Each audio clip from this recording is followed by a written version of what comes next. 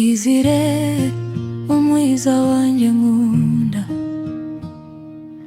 mu masumo y'ibicu wahumura.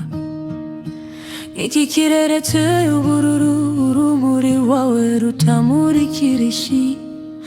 Umutima wawe urawutwikirwa n'ibyishimo. Izire we mwiza,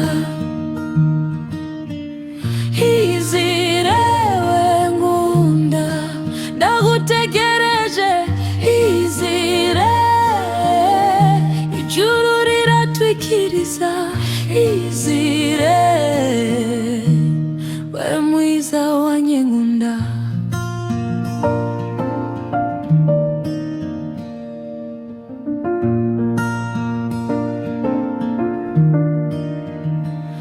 Wawe uduciga mu butore, ukanyeganyeza nk'umuyaga mwiza.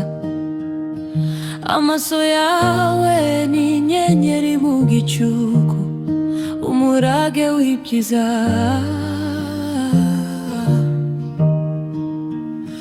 Uri umucyo,